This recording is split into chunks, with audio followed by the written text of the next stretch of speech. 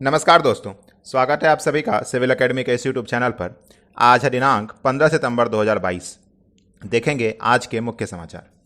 Hindi not a competitor of regional languages, Shah. जैसा कि आप सभी जान ही रहे हैं कि कल हिंदी दिवस था। आशा है चेयरमैन सर की जो वीडियो आप सभी ने देखी ही होगी। उम्मीद करता हूँ आप सभी के लिए एक नई ऊर्जा का संचार हुआ होगा। बुधवार को हिंदी दिवस के अवसर पर गृह मंत्री श्री अमित शाह जी ने कहा कि केवल 6% स्टूडेंट ही इंग्लिश में शिक्षा प्राप्त किए हैं। शेष बच्चे जिनकी फ्लुएंट इंग्लिश थोड़ी तंग है, उन्हें राष्ट्रीय व राजकीय स्तर पर कई सारे दिक्कतों का सामना करना पड़ता है। ब्रिटिशर्स द्वारा जो इन्फीरियरिटी कॉम्प्लेक्स हमारे अंदर लाया गया था, उसे भारतीयों ने अपने सूझबूझ से अब दरकिनार करना शुरू कर दिया है। रीजनल लैंग्वेजेस जितना प्रखर होगा, समाज उतना ही सशक्त होगा, क्योंकि भाषा संबंधों को जोड़ने का काफ़ी मददगार होती है। अधिकतर राज्यों में अपनी कई रीजनल लैंग्वेजेस हैं, कई सारे डायलेक्ट हैं, बट कॉमन प्लेटफॉर्म पर हम जब मिलते हैं तो हिंदी ही कनेक्ट के माध्यम यूज़ करते हैं। जब से इंग्लिश का प्रचार प्रसार हुआ है, लोग अपनी भाषा में बहुत सहज नहीं रहते और बहुत कंफर्टेबल फील नहीं करते। इसे हमें दक्षिण भारत से सीखना चाहिए। जो हमारे दक्षिण भारत के 4 राज्य हैं, उन्होंने अपनी भाषा को अपनी कल्चर, अपने ट्रेडिशन से जोड़ रखा है, और यही कारण है कि ये भाषाएं विलुप्त नहीं हुई हैं। आप संस्कृत को ही देख लीजिए, क्योंकि संस्कृत का विस्तार नहीं हुआ, प्रचार प्रसार नहीं हुआ, तो विलुप्त हो जाती और गई है, अभी तक विलुप्त हो चुकी है। समय है अपनी भाषा, अपनी आत्मा को जीवंत रखने का। एक दुष्प्रचार यह भी चल रहा कि हिंदी बाकी भारतीय भाषाओं के लिए प्रतिद्वंदी बन रही है, जैसे गुजराती, तमिल और कन्नड़ा, लेकिन ऐसा नहीं है। हिंदी हमेशा से ही जोड़ने वाली कड़ी है, तो उसे वैसा ही देखा जाना चाहिए। Cabinet approves addition of 4 tribes to ST list. India में शेड्यूल्ड ट्राइब्स की जो लिस्ट है, उसमें 4 और नए ट्राइब्स को ऐड किया गया है। ये आपका हिमाचल, तमिलनाडु और छत्तीसगढ़ के ट्राइब हैं। बुधवार को tribal affairs minister Arjun Munda ji के द्वारा ये बताया गया। कौन से ये ट्राइब्स हैं? तो पहला आपका हाटी ट्राइब है, जो कि हिमाचल प्रदेश के सिरमौर जिले में रहते हैं। तमिलनाडु के नरिकोरावन और कुरीविक्करन को ये आपके हिल ट्राइब्स हैं, और छत्तीसगढ़ के भिंजिया ट्राइब को भी ऐड किया गया है, जो कि झारखंड और उड़ीसा में एसटी के में लिस्टेड थे, बट छत्तीसगढ़ में अब ऐड हुए हैं। इसके साथ ही केंद्र सरकार ने गौंड कम्युनिटी के 5 सब कम्युनिटी को, जैसे धूड़िया, नायक, ओझा, पठरी और राजगोंड, इनको शेड्यूल्ड कास्ट से शेड्यूल्ड ट्राइब में लाने का जो प्रपोजल था, उसको अप्रूव कर दिया है। प्लस एक और अच्छी चीज़ हुई है कि सिनोनिम्स ऐड किए गए हैं। जैसे कई ट्राइब्स को अलग अलग क्षेत्र में अलग अलग नाम से जानते हैं, बट ऑफिशियल पेपर पर कोई एक ही नाम मेंशन होता है, तो उन्हें ये सुविधाएं नहीं मिल पाती हैं। इसलिए ये सिनोनिम्स ऐड किए गए हैं। जैसे छत्तीसगढ़ में जो भड़ियाँ हैं, उनको कहीं भूमिया, कहीं भुइयाँ भी कहते हैं। वैसे ही जो आपका धनवर है, उन्हें कहीं पे धनावर या फिर धनवार कहते हैं।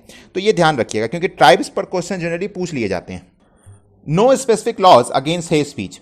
इंडिया में ऐसा कोई कानून नहीं है कि इलेक्शन कमीशन को बहुत ऑथोरिटी दे हेट स्पीच पर एक्शन लेने को। इसलिए इलेक्शन कमीशन आईपीसी के विभिन्न प्रावधानों व रिप्रेजेंटेशन ऑफ पीपल एक्ट 1951 के सहारे ही ये सुनिश्चित करता है कि हार्मोनी मेंटेन रहे।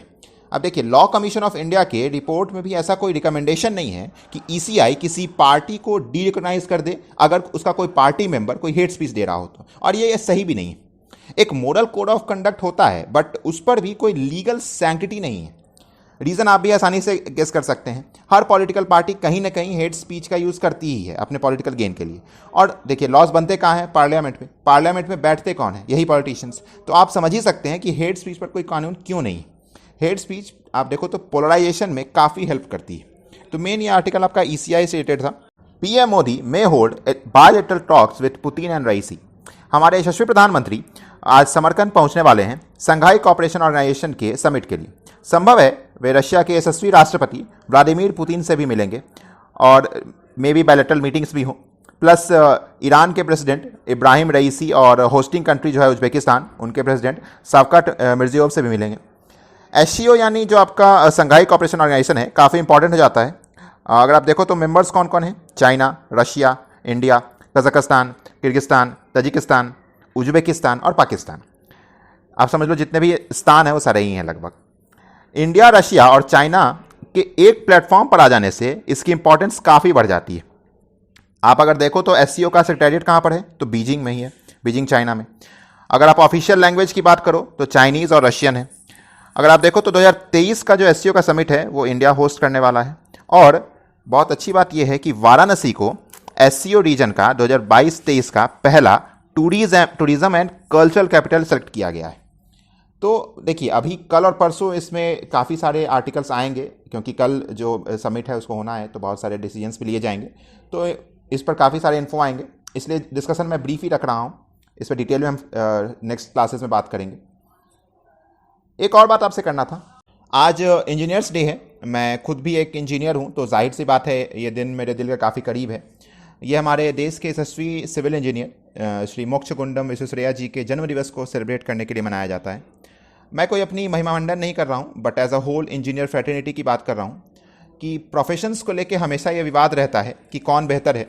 मैं ये नहीं कहूँगा कि हम ही बेस्ट हैं, बाकी सभी का अस्तित्व नहीं है, बट ये ज़रूर कहूँगा कि ऐसा शायद ही कोई काम होगा जो एक इंजीनियर नहीं कर सकता है। जब वार होती है तो आर्मी के जवान याद आते हैं, जब कोविड हुआ था तो डॉक्टर्स याद आते हैं, but daily day to day life में इंजीनियरिंग आपको कितना हेल्प कर रहा है आपने कभी इस पर ध्यान ही नहीं दिया होगा। आपके बल्कि फ़ैन के बड़े बड़े रेगुलेटर्स को फैंसी और सुंदर किसने बनाया? मोबाइल के सेमीकंडक्टर चिप्स को छोटा और अफोर्डेबल बनाकर हर व्यक्ति को पहुंच में लाया, ये किसने किया? अगर आप देखो तो सेना के लिए जो मॉडर्न हथियार हैं, वो आर्टिलरीज हैं, वो किसने डिज़ाइन की? डॉक्टर्स के जो इक्विपमेंट्स हैं वो किसने डिज़ाइन किए? बायोमेडिकल फील्ड में रिसर्च डॉक्टर से ज़्यादा हमने किए हैं। रोड बनाने से लेकर तार जोड़ना, प्लस इस आईटी के युग में दुनिया के सामने भारत को एक सशक्त और समर्थ बनाकर खड़े रखने में इंजीनियर्स का बहुत बड़ा योगदान है। ज़्यादा गुणगान नहीं करूंगा, बट इतना जरूर कहूंगा, कैलेमिटीज़ के समय बाकी प्रोफेशंस याद आते हैं, but day to day life में आपको चलायमान रखने के लिए इंजीनियर्स ही काम आते हैं। एक इंजीनियर की ओर से आप सभी को हैप्पी इंजीनियर्स डे। ऐसे ही मज़ेदार न्यूज़ के लिए जुड़े रहें हमारे यूट्यूब चैनल के साथ। वीडियो को लाइक करके दोस्तों के साथ शेयर कर लीजिए। मिलते हैं कल, तब तक के लिए जय हिंद, वंदे मातरम।